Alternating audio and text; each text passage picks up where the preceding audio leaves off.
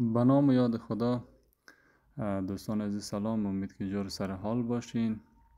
اینجا رو که شما در تصویر میبینین ادامه سرک کمپانی 20 متره قرار است از اینجا به سمت شهرک امید ثبت بگذره و اینجا دقیقا روبروی 20 متره شهرک عرفانی موقعیت داره و ساختمان ها و دکان ها را که میبینین تخریب شده فعلا. قسمی که شما میبینین روزهای عید است و صاحبان این مساکن و این ساختمان ها را با هزاران امید و آرزو ساخته بود. این روزها هر خیشت و پنجره و آهن را جدا جمع میکنن و میفروشن تا سرپناهی برای خودشان آماده کنن. و اینجا هم دقیقا بهارستان 7 است. سر بهارستان 7 این ساختمان ها در حال تخریب هستند.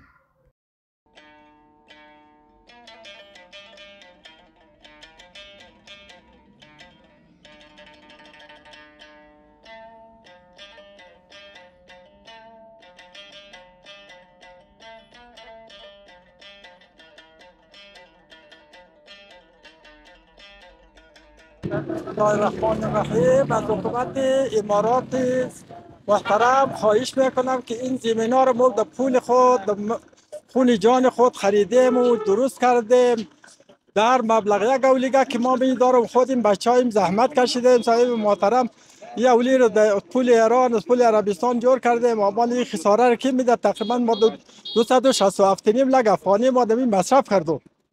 اولی 300 لک 400 لک مصرف شده. این سرک که دولت امارات متحده دولت امارات رو که میخواد تخریب کنه، همه این مردم در کجا شد؟ تو که سرپرست از این ملت هستی باید از این ملت وارسی کنی. تو شما این کارا رو مد نظر بگیرین. حالا میقدر خانه و کاشانه مردم خراب شده.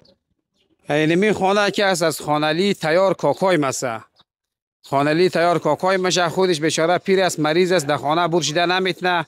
اینمی خانه را تقریبا 20 عبدالله 18 لک افغانی اینمی زمین از این خریده ده 20 شی. حداقلش اینمی 130 لک 140 لک افغانی 150 لک افغانی تا حدود اینمی مصرف کرده.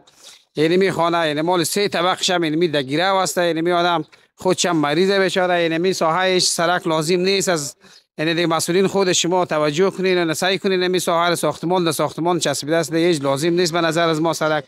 همین مردم بیچاره همین قدر ما دمی زمین 18 بیت زمین شما 4 منزل خانه تقریبا 7 لک دلار دمی خرج کردم مکمل بودم. یعنی خود میبینید که 4 منزل خانه هر منزلش 300 متر هر منزلش دیگه نمای بیرون داخل تکمیل مکمل روی اولی و کف اولی.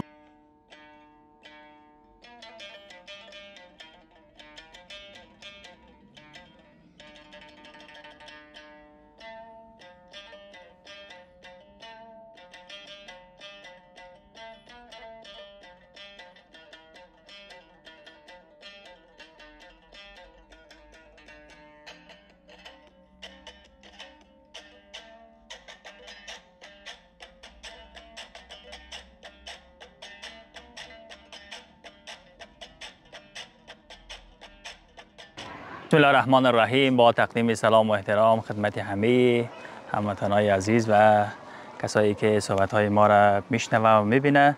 قسمی که مشاهده میکنین ما فعلا در شهرک همت از مربوطات ناحیه 13 شهر کابل قرار داریم که در مسیر پروژه کار سرک 20 متره الی شهرک حاجی نبی اینجا قرار داره و ما البته ایره میخوایم تصریح بکنیم که از جمع کسایی که استقبال میکنیم از آبادی و بازسازی همیشه خواهان ازی هستیم که انکشاف متوازن و تطبیق پروژه ها عملی شود، اما به گونه‌ای که ماستر پلان اصلی و نقشه اصلی تطبیق شود، نه اینکه تغییراتی بیاید یا بالاخره بالا پایین بیاید.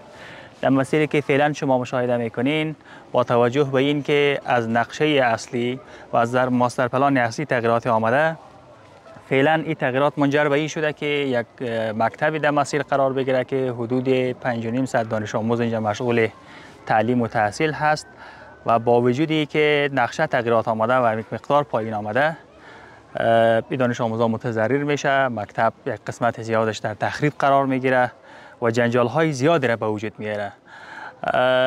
که هم باعث جنجال برای خانواده ها، هم برای دانش آموزا و هم برای ما مسئولینی که بالاخره باید در تهیه جای انشالله اقدام بکنیم. بنابراین ما خواهان از این هستیم که به گونه اساسی و معیاری پلان درست تطبیق شود و در ماستر پلان اصلی هر مسیری که قرار بگیره انشالله کسی مشکل نداره و از او استقبال میکنن.